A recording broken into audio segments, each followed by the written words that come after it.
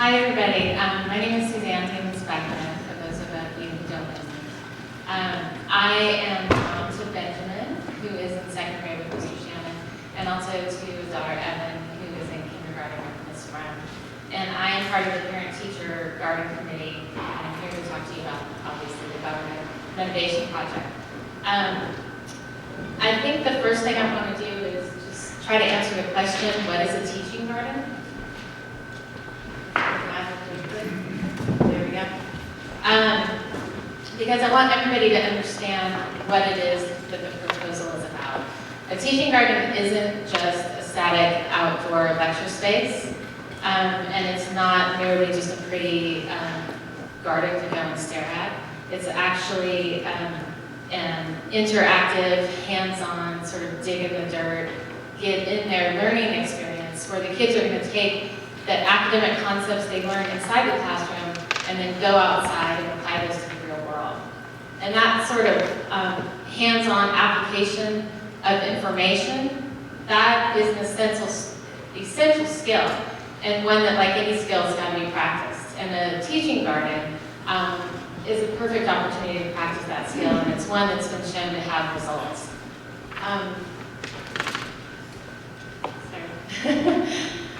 One thing to keep in mind when we're talking about school gardens and teaching gardens is that these are not anything that's novel or new. As of 2011, it was estimated that there were about 4,000 school gardens throughout the state of California, and I'm sure that that number is higher now. There are gardens all throughout the state, in inner city sites and less funded rural sites. And important to everyone here, there are a lot of school gardens in our immediate vicinity. Most importantly, there are operating school garden programs at Delray, Sleepy Hollow, and Wagon Ranch. So every other elementary school site in our district, all those sites that host the peers of our kids, are getting this learning experience. And in comparison, our kids are getting a substandard experience.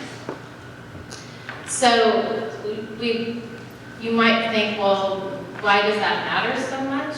We have a great school and our kids get great experiences. And the reason it matters is because teaching gardens have been shown to actually have a positive impact on academic achievement. And Ellie, do we have the handouts? Yes. We brought you guys handouts, which hopefully you'll recycle after you read them. So we're not hurting any trees. But teaching gardens and that hands-on experiential project-based learning that only certain kinds of experiences can give the kids has been shown to lead to higher scores on standardized tests in reading, writing, math, science, and social studies. So all the core topics that our kids are learning every day. Improved behavior in the classroom, increased self-esteem, improved conflict resolution and collaborative problem solving, which I think everybody can agree is a skill that people need to master to both have success in the classroom, but also in the workplace. In the packet of materials that we handed out, thank you for doing that, is a list of just some of the studies that have linked this kind of learning and learning in a garden to academic success and increased academic success. So I encourage you can just Google and you'll find hundreds more than what's on that page, lots. So what we're talking about is standard-based learning too. There is a program at UC Santa Cruz called Life Lab, and that's been going on, I think, 20 to 25 years. And what they do for that program is both study school gardens. They support school gardens. They provide academic outreach and training from teachers, but they also really keep kind of a pulse on what's happening at school gardens. And every year they send out a survey throughout the state. And this slide is a depiction of the responses they got back from what do you teach at your school garden? What kind of learning is going on your campus? As you might imagine, 97% that the tall bar, 97% of the respondents said science. But what may be less apparent is you see the other core studies represented there. Math, language arts, history, social studies. So the teaching gardens at all these other campuses really are providing extended learning of all the core subjects. That positive impact on measured student achievement is likely to be amplified once the next generation science standards are rolled out. 40% of the new science standards relate to the environment, and if you peruse those science standards, you can see pretty easily how well they align with teaching that can be done in the garden. We also have another handout with regard to those standards. At the top of that page is a list of 8 practices, and those practices align across all grade levels. But if you look below that, there are specific standards for each grade level that relate well to being taught in the garden. So I'm sorry? Oh, sorry, I spoke to somebody else. So what we're talking about is giving the kids a really engaging and exciting learning experience, but one that is directly tied to the content standards for each grade level. And these are going to be the standards by which all of our kids are evaluated. And the committee felt that it seemed only right to give them the best tools to try to meet those standards. Regarding committee.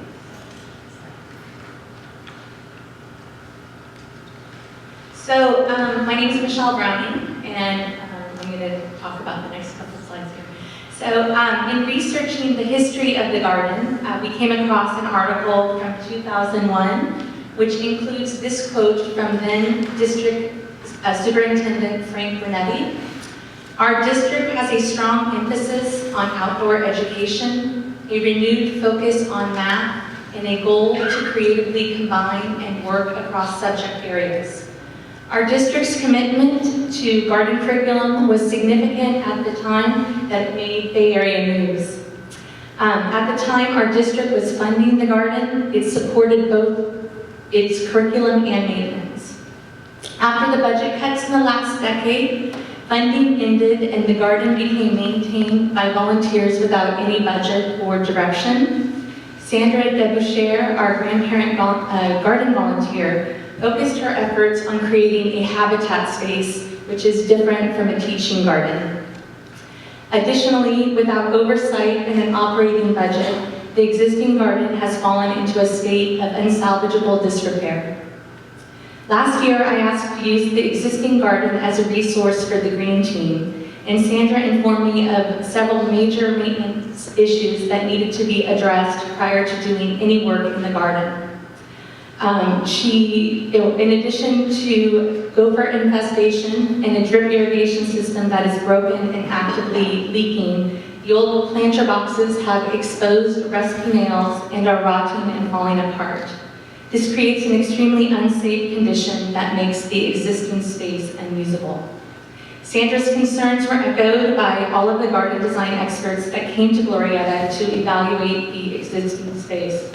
Not only is the existing garden in its current state a hazard, it's also a wasted learning opportunity for our children. What we are recommending now is a restoration of the space back to the teaching tool that it was originally intended to be. As Suzanne mentioned earlier, Glorietta is the only elementary school in the Orinda School District without an active working teaching garden. Included in the packet that we provided you is an article from March 25th, about 2 weeks ago, highlighting the outstanding ways that Delray is applying their garden to existing curriculum and enhancing their student experience.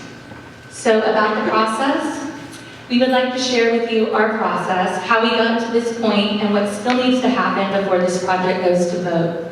Our process is very similar to the one that our technology committee used to form their recommendations, which we'll hopefully hear after, yes?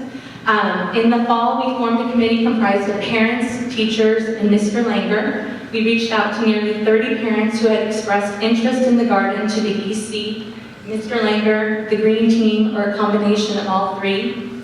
We also connected with Ms. Levin and Mrs. Sullivan, who were both very interested in the renovation and restoration of the space.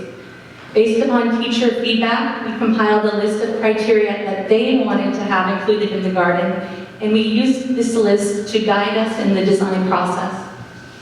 We spoke with 9 to 10 vendors, all but one who had specific garden or school garden experience.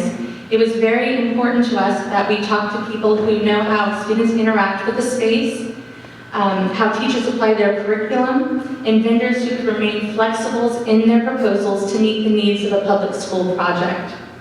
We developed an RFP using teacher feedback and assessments of the physical space. It was then sent out to our top 4 vendors, and they were invited to provide bids for this project. We met as a committee to review the proposals we received, and then the design that you are about to see is a hybrid drawing, a combination of the most compelling elements of the designs that we reviewed. This Tuesday, we presented our proposal at the EC meeting, and tonight we are here to present you with the most current draft of the Outdoor Learning proposal, or Outdoor Learning Center proposal. And we welcome your feedback, and we'll do our best to respond to any questions and concerns. And if technology cooperates with us, we will hopefully be able to post online a video of this presentation for those parents who were unable to attend tonight's meeting. We welcome feedback tonight, but respect the timeline for this meeting, so as such, we will be hosting several parent workshops so that our parent community will have opportunities to provide feedback and be actively involved in this process. Over the next month, we will incorporate parent feedback as it fits within parameters of the teacher's wish list and budget for the space. And at the May EC and GPC meetings, we will present a finalized version of the design and budget seeking approval. So I now want to go over the items on the teacher's wish list. Here's the list of criteria that the teachers requested to be incorporated into the design. Larger and level areas for safer student access, visibility, seating, grade level planting areas, seasonal attractions, mulch or gravel walkways instead of dirt so that the space can be used when the ground is wet. Other considerations for the design included low maintenance and drought-resistant plantings, ADA compliance, and a year-round maintenance plan. So about the design. This garden was designed to create a whole new set of learning experiences for our children and to enhance and to expand upon the learning that takes place in the classroom. At the entrance of the garden, by the gate, I was wondering if you had the pointer. What? If you want. Oh, pointers. Thanks, Melissa. Okay.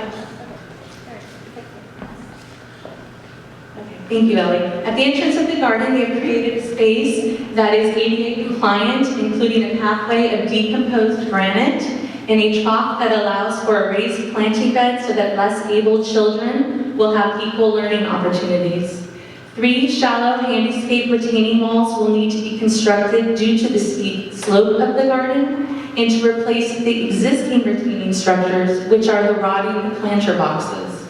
Over on the left-hand side, we took advantage of the mostly flat area to create a teaching space with ample seating for entire classrooms. In addition to the in-ground beds for year-round plantings, they're grouped into themes such as herbs, medicinals, California natives, pollinators, and edibles of fruit trees and vegetables.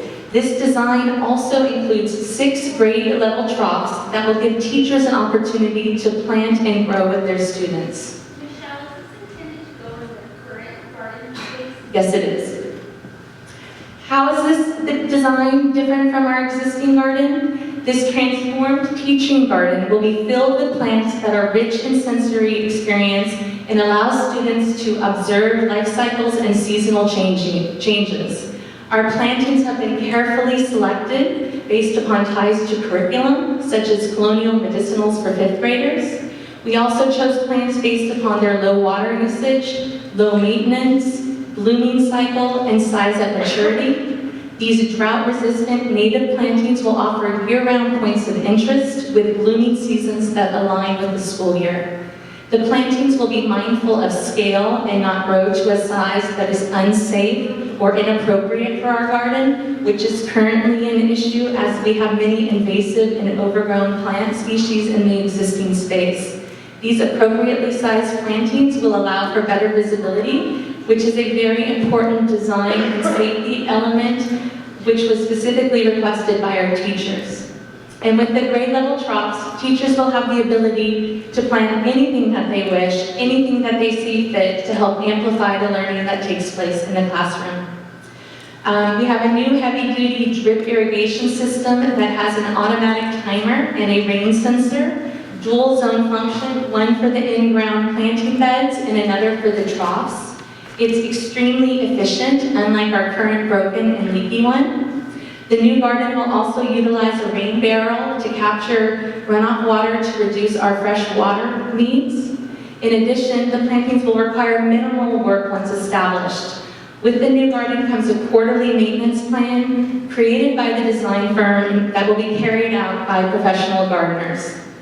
Lastly, it is our recommendation that the GPC appoints a garden liaison so that there is a parent volunteer who is responsible for overseeing the outdoor learning center to ensure the success of our teaching garden. Our committee was tasked with transforming the existing garden into a dynamic outdoor learning laboratory to create a hands-on educational tool where learning takes place through direct action and stimulation of all of the senses. I can say with confidence that our proposed design accomplishes this objective. And on our next slide, we have just some of the design elements that I discussed in the description. I'm sorry?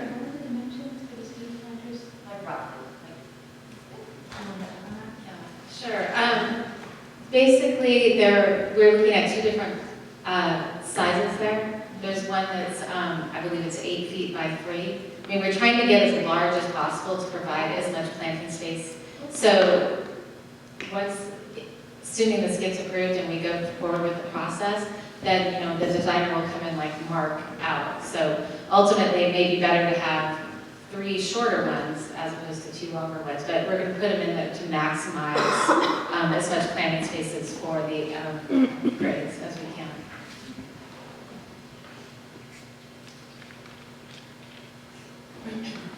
Okay, so out of the 9 to 10 vendors we spoke to, 4 of those were provided with our RFPs. They expressed interest in working on the project. And 3 of those actually came out and did a site inspection and provided us with cost information.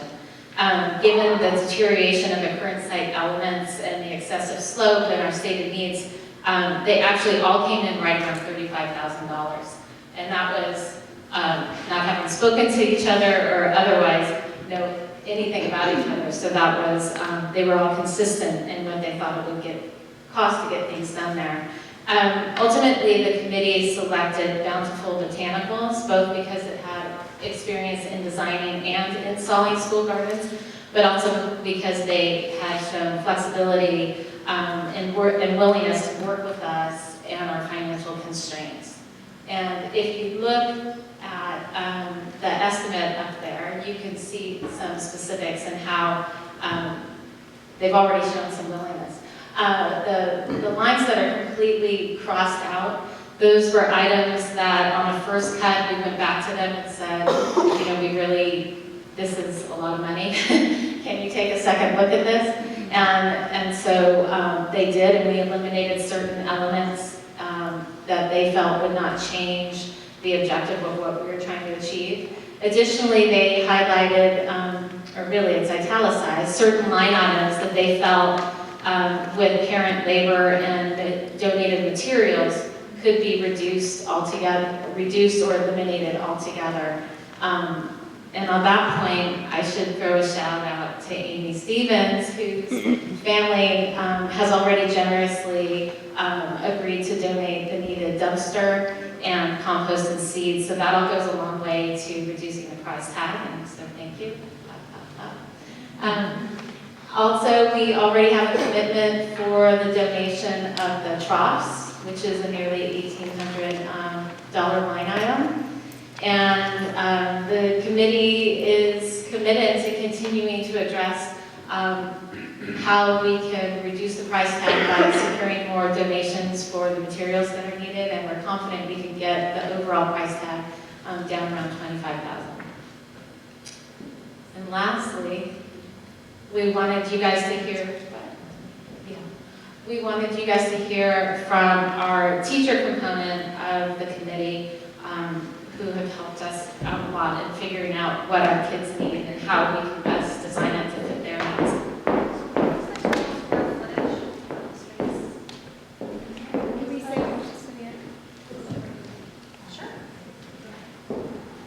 Good evening, my name is Colleen Sullivan and I teach third grade. And we had a discussion the other day at a staff meeting, and that meeting was attended by about 3/4 of our teachers, presenting to them a question about the possibility of redoing the Glorietta garden. And that was, what kind of curriculum did they think that they would be using in there? So you have to realize this is an off-the-cuff question that they had. And it was really quite interesting how many items they came up with, and you can see some of them listed there. Our district currently uses FOSS Science. It's the adopted program for the district. Every single grade level has a component that has to do with botanicals. So those would be very thorough in the garden. I can speak to our experience right now. Some of you may have seen the 65 tomato plants that the third graders are growing in pots. And we are sprouting pumpkin seeds and finding out that farming is a tough job because the pumpkin seeds aren't cooperating as much as we would like them to. We're trying 4 different experiments to get those pumpkin seeds to pop. The kids also have journals, and they are tracking the growth of their tomato plants. They are tracking the seed structure as it opens up into a seedling. And doing some other work that supports what they're learning about that botany. Science journals today are a big part of the science program. Many of us have taken training through the Exploratorium or Lawrence Hall of Science. We are now known as the Bay Science Champions. I'm not too sure about that last word, but we try our best. And the journaling is all part of that, and including diagrams and charts, hypothesis and predictions, and outcomes. The kids are also asked to come up with their own experiments based on their learning experience. The experiments are part of the assessment at the end.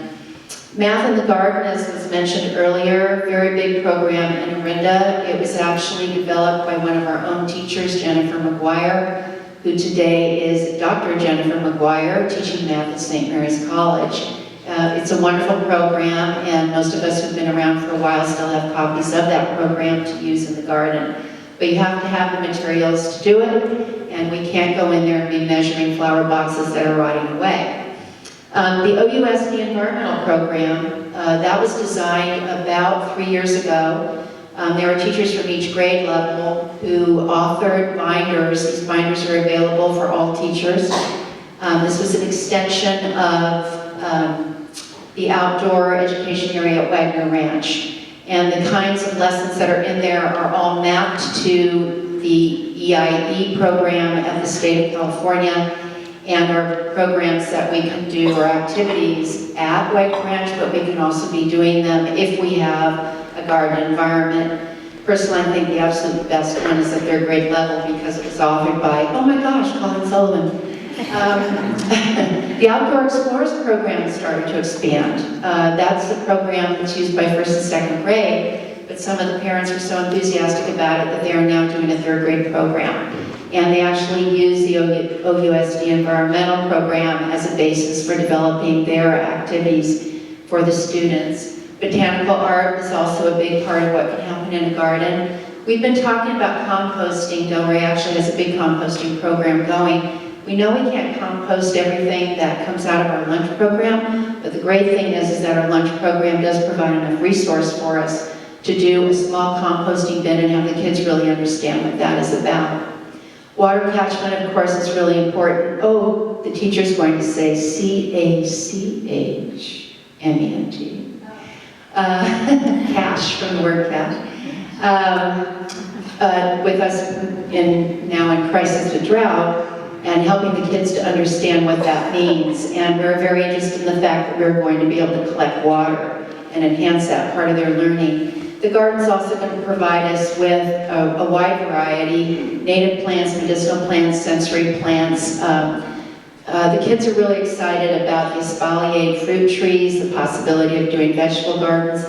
To give you an example, some of you are all about the base, but you know Glorietta is all about the books. And in my class alone, we're using Farmer Boy, which is biographical, Stone Fox, which is biographical. Takes place on a potato farm. And at Delray, because we had the troughs, the students were actually able to grow their own potatoes. And one of the exciting things for the kids was to find out that they actually grow on the root. A lot of kids don't know that. Today, the kids actually learned a pretty amazing fact. You may not know this yourself, that every apple that we eat today in America comes from the apple trees that were planted by John Chapman. And actually, with third graders, there were kids who stopped, thought about that, and then went, wow. And we have an apple tree out there for our wonderful teacher, Sue Johnson. So as you can see, this is just touching the surface of what kind of opportunities are available for the kids. And before I pass this over to Carol, I would just like to mention one thing to you. And it comes from this fabulous book, Seed to Seed. And it says, seed by seed, deed by deed. Johnny Appleseed changed the landscape of our nation, and now it is your turn. One small deed every day. What seed will you plant? My name is Carol Levin, first grade teacher, and in January, all of us attended a workshop for teachers. And at that workshop, we received our in science instruction from the district. And it was basically a mission statement from the district regarding science and how it's going to be taught in this next generation. And the statement reads, all Orinda students will have meaningful, regular access to high-quality science engineering learning experiences in a variety of richly complex learning environments. And when I read the part that said regular access, one of the things that the district talks about, these experiences not be limited to things that are provided in the classroom, but things that are provided through learning experiences going to nearby creeks and classroom gardens, or school gardens as well. And to have that regular access, we don't have it here at Glorietta. In my own frustration, Amy, I will meet you at the dumpster. I'll bring the sledgehammer. There were nights I thought of coming down, weekends, and doing my own gardening because the kids are hungry for this. And as a first grade teacher, one of the things that I realize is that I'm teaching the whole child. And when I teach the whole child, I have to look at where they shine. What are their strengths? And it might be in reading, it might be in math, it might be in technology, but it might be in the garden. And I want to be able to provide that experience for a child because that may be their place to shine. And by bringing this and having it a regular part, not replicating this experience by getting in a car and driving over to Heather Farms to go to their sensory garden, or to schedule a once-a-year field trip to Everett Ranch, I'm letting my kids shine. So I want to thank the committee members who have worked so hard on this and for bringing this to a possibility for all of us to think about and consider. And I look forward to seeing what the future brings for all the students at Glorietta. One last note, a little off topic, but because I came early, I had a chance to see the budget up, and I want to thank you for the time you take to consider what it is that makes this school such an exceptional place, and for me to feel so fortunate to work here. So thank you for all that you do.